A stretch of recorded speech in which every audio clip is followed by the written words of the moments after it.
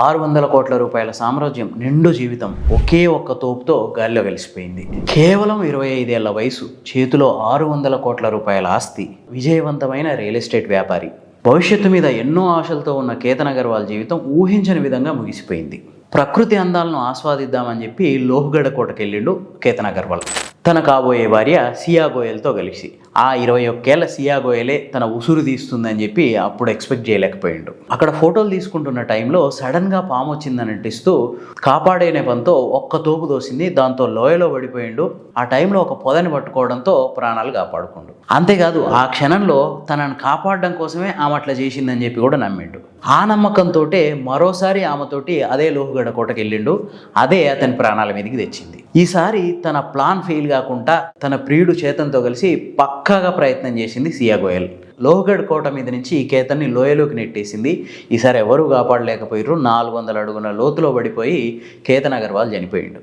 పెద్ద గాలి రావడంతో బ్యాలెన్స్ తప్పి పడిపోయిండు అని చెప్పి పోలీసులందరినీ నమ్మించడానికి ట్రై చేసింది సియా గోయల్, అట్లాగే ఆమె బాయ్ ఫ్రెండ్ చేతన్. కానీ పోలీసులు రంగంలోకి దిగి వాళ్ళ స్టైల్లో విచారించగానే అసలు విషయం ఒప్పుకుంది. తన తల్లిదండ్రులు తనకి ఇష్టం లేకుండా పెళ్లి సంబంధం సెట్ చేయడంతో అది నచ్చక తన బాయ్ ఫ్రెండ్ కోసం ఈ నిర్ణయం తీసుకున్నా అని చెప్పింది. అయితే ఇక్కడ ఒక సమస్య చాలా క్లియర్గా కనిపిస్తుంది. ఇప్పటి యువతరం ఎట్లా ఆలోచిస్తుందంటే, మన సమస్యని మనం పరిష్కరించుకోలేక ఇతరుల్ని చంపడానికి కూడా తయారవుతున్నాం అన్నమాట.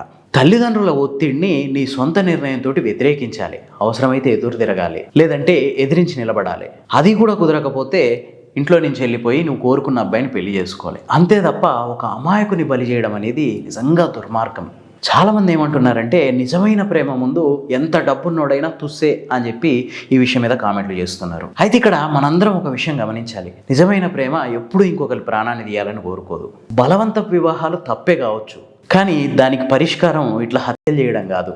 ఇక్కడ సియా గోయల్ ధైర్యంగా తన నిర్ణయాన్ని తల్లిదండ్రులకు చెప్పి ఒప్పించడమా, లేదంటే వాళ్ళకి ఎదురు తిరిగి తనకి ఇష్టం ఉన్నంతో వెళ్ళిపోవడమా, ఈ రెండిట్లో ఏదో ఒకటి చేయాల్సింది. అంతే తప్ప ఎన్నో కళలతో భవిష్యత్తు మీద చాలా సక్సెస్ఫుల్గా సాగిపోతున్న ఒక యువకుడి జీవితాన్ని ఇట్లా అర్ధంతరంగా ముగించడం సరైంది కాదు. అంతేకాదు, మానవత్వం అనేది లేని చోట ప్రేమకు అసలు విలువ ఉండదు. వీళ్ళిద్దరూ, ఈ చేతన్ కానీ అట్లాగే సియా అగర్వాల్ కానీ, వీళ్ళు అసలు ప్రేమ అనే పదం మాట్లాడడానికి కూడా అర్హులు కాదు. అయితే ఇక్కడ ఇంకొక విషయం మనం మాట్లాడుకోవాల్సింది ఏంటంటే, 600 కోట్ల ఆస్తి ఉన్న ఆ డబ్బు కేతన్ ప్రాణాలని కాపాడలేకపోయింది. మనిషి జీవితం ఎంత విలువైందో అదే టైంలో అంతే అస్థిరమైంది కూడా. ఈ విషయం ఈ సంఘటన ద్వారా మరోసారి నిరూపితమైంది.